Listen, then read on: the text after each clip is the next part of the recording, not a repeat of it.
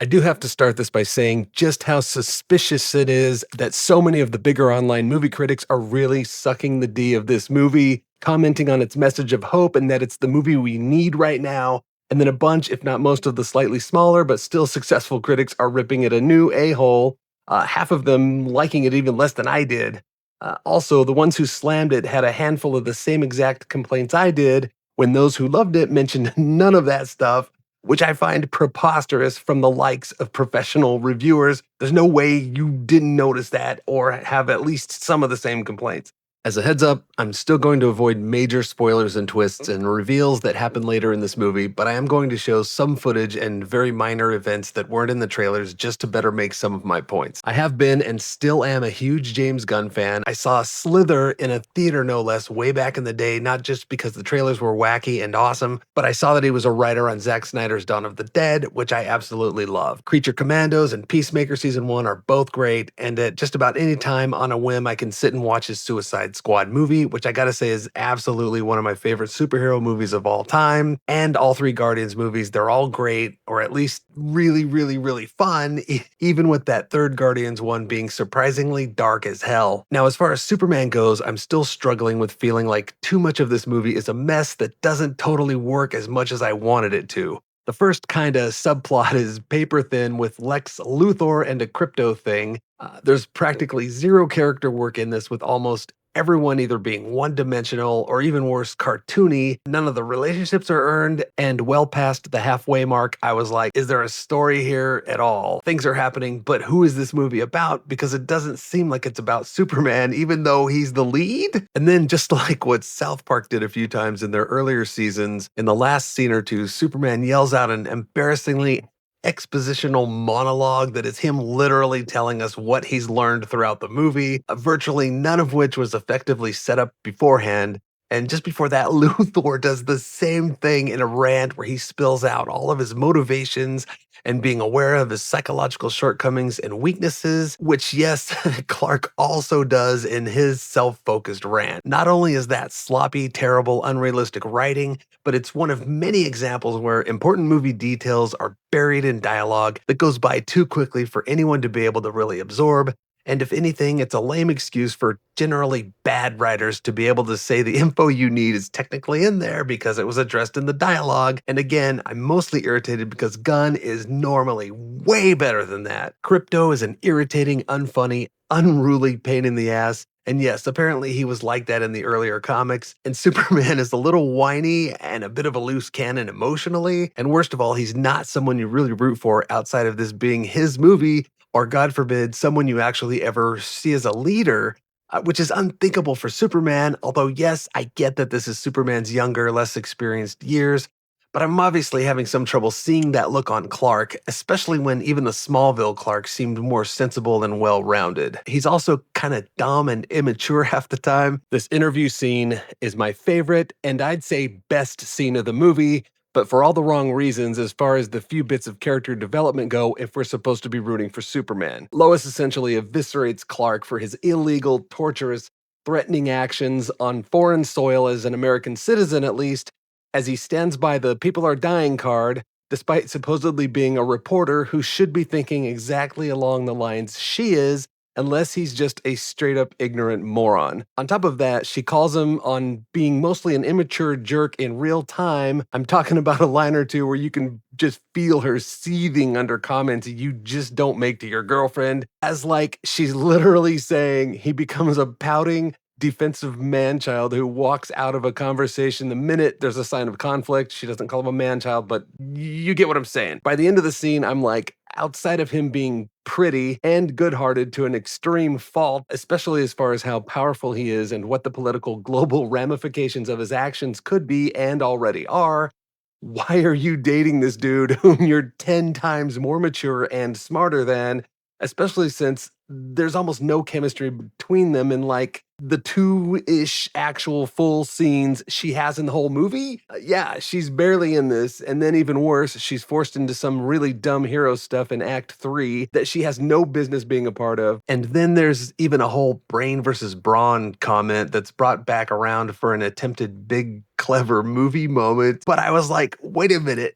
That does not apply to what I'm seeing on screen right now. This is brawn versus brawn with little to no brain, except that Soups calls for help during a fight he's supposedly losing, and as much as I want to show it, I won't. Just to give you an idea, for me this movie makes Batman v Superman and both versions of Justice League better movies, and I now want to rewatch Snyder's stuff again soon. Another thought I had throughout this was that I was watching a sequel to a first movie that I never saw, one where all of these characters and relationships were actually developed and earned. Likewise, I wondered if like an hour of this was cut out so that it could be closer to 2 hours, but I wasn't having any luck finding anything on that, nor whether the screenplay was originally like a 3 hour thing as well. Unlike in Smallville, Luthor is not really explored as a character, he's just there to be evil. Clark's relationship with Lois is spotty and a little weird and ineffective. Same with his relationship with the Kent, which is a bland, forced thing in Act 3 that mostly plays like a bad Lifetime or Hallmark movie.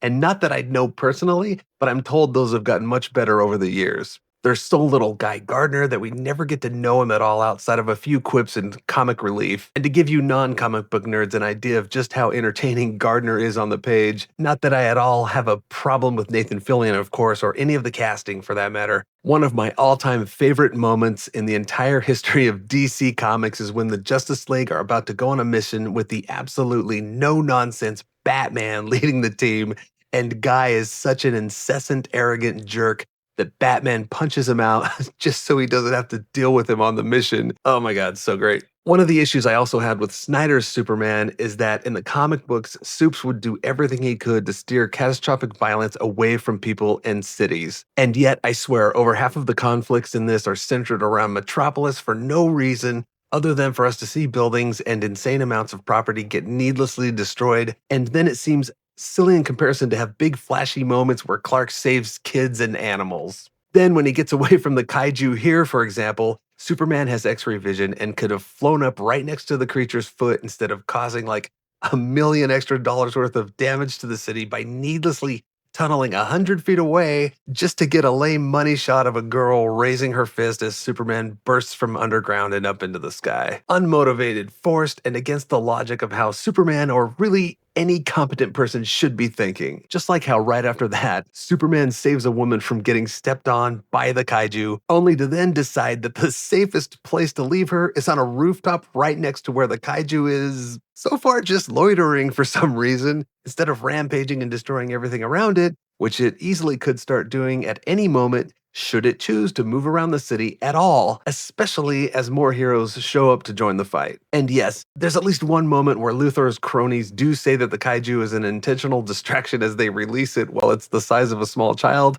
But seriously, that as a distraction? If it went nuts instead of mostly just standing there, it could easily destroy half the city and kill tens of thousands before the heroes could stop it. There is actually a moment from the trailer where the kaiju destroys windows where lots of people could have and probably should have been annihilated or at least seriously injured, and Clark weirdly asks if everyone's okay. But it's like Superman would never have to ask that because a quick scan with his vision and heightened senses not only would have given him the answer, but it would have been 100 times cooler to have shown him do that and then say, "You're all okay," which is a very Superman thing to do, or even better, him warn some of them that they have slight burns or cuts or something, or even better than that, have him spot injuries and fly a couple people down to a hospital or ambulance. And for that matter, we do see some people scattering below the kaiju, but also way too many people are blowing off the kaiju's presence and continuing their daily lives as if nothing's happening. Outside of the kaiju moment, there's also some key plot point stuff that's heavy-handed and forced,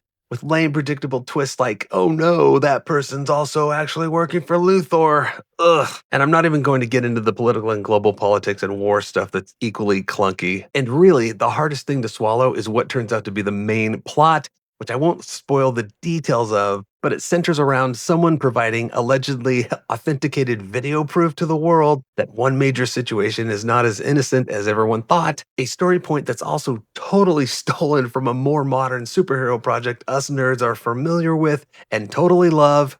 It's absolutely the first thing I thought of, and all I'm thinking about the footage is how implausible the video plot thing is, specifically in our current American environment where more or less both halves of our country absolutely believe that everything said by the other side is fake news and refuses to believe any evidence no matter what it is. Even the honest trailer guys found a brief clip of James Gunn insisting that that story point works. Now, if I was going to argue for this movie, outside of trying to play it off as a comedy, which is about the only way this movie really works for me, it's cool that Gunn pulls a Spider-Verse thing here where we're skipping over all the origin stuff we've already seen in previous movies and even more so comic books. But Gunn doesn't take like 3 to 5 minutes to at least cover what we already know in a clever, entertaining way, which is what Spider-Verse did, of course, which is, it's fine, but it just came to mind. That said, it's the serious superhero comic book animation and movie nerds like me who already know most of the characters in this and don't really care that there's technically no setup, but it still would have been nice to see a little bit of that stuff, or more importantly, once again, see the kind of brilliant character work that Gunn has up to this point practically mastered in essentially everything he's done. I'm just saying he's capable, very capable of doing kind of what I'm describing, but very quickly and just jumping right into character stuff. And there's like nothing here. Also, it would have been great to actually see the fight. The opening titles tell us Superman just lost as he falls from the sky to the snow, especially since we're also told it's the first fight he's ever lost. That could have been a great moment to have built up to, open the sequence showing that Superman knows he's indestructible, and end it with a look on his face that says, okay, I'm not indestructible. Though this movie wouldn't have been able to resist also having him admit it out loud with unrealistic expository dialogue. And yeah, it is fun getting to see so many of the heroes and villains here in live action for the first time, with pacing that, despite my complaining, actually moves well enough. My teenage self loves the insane amount of superpowered brutality we see in quite a number of sequences here, same with the number of kind of zany shots and great little literally FU moments in one shot at least. But my now self felt it was a chaotic mess at times, and it didn't help that some of the special effects weren't always all that great, although a lot of it is pretty solid, and I don't think I've ever had FX complaints with any of Gunn's other big budget projects before. No major ones. He's had creatures like the starfish thing that is just bizarre, so like it's hard to, when it's that bizarre, how is it supposed to look? Like they kind of look weird and cartoony by nature, potentially, if that existed in real life. Just like with subpar drama and clunky expository dialogue, violence and action is more powerful when it has an effective punch and a clear progression than when it feels like you're watching someone play a video game, which wasn't the case here the whole time. It was mostly a handful of bits within what I'd argue is a bit of an overstuffed Act 3. My argument for that again being the Spider-Verse movies, which are dynamic as all hell to the point of being arguably disorienting for some people, yet are as masterfully executed as you can really possibly do those. And of course, James Gunn totally agrees that the Spider-Verses are up there as the greatest superhero movies ever made, behind, ironically, Superman the movie as his number one. One thing I wondered is if Gunn pulled the George Lucas Phantom Menace with the power he has and just shot the first draft of the screenplay, or at least an early draft that needed a couple more drafts and polishes. Okay, I'm getting tired of doing this review. I don't like trashing creatives or characters I'm a huge fan of, but man, I'm just so disappointed with this. Though I have to admit, I was expecting and hoping for a lot. Like for this to be the first superhero movie to sweep the Oscars. And like with Silence of the Lambs, all three Lord of the Rings, and let's go super old school with Casablanca, where every single scene fits together like puzzle pieces and both character and plot work perfectly together. I mean, I don't recall even one truly great or really all that memorable scene or moment in this. Granted, there's lots of wackiness, a weird array of characters, and fairly imaginative, but just as a whole, it's like, there wasn't that moment. Okay, that moment was awesome. A lot of the fights just kind of, it's like it's pretty cool and fun, but like you don't feel it. Like you feel, the action sequences like in James Cameron's Terminator movies, for example, where you're just like kind of on the edge of your seat. Like it's got that intensity, like you're just feeling it, especially in comparison to the first Superman movie, which was loaded with wonderful, charming, clever little bits of pure awesomeness, made all the better with John Williams' masterful musical score. And again, my hopes were also way up because of how consistently solid, if not great, Gunn has been so far. Suicide Squad is a consistent string of great scenes, sequences, and moments, And it's even mostly unpredictable with both character and plot twists galore. Peacemaker killing Flag alone is just such a great messed up moment, with Flag's last words being epically perfect. Peacemaker. What a joke. I don't know if this will grow on me over time, and I'm not saying I wouldn't watch it again, or at least some of the fights and action sequences again, but for now, this is my least favorite James Gunn thing so far, which again, in a lot of ways, isn't saying much because of how much I love everything else he's done.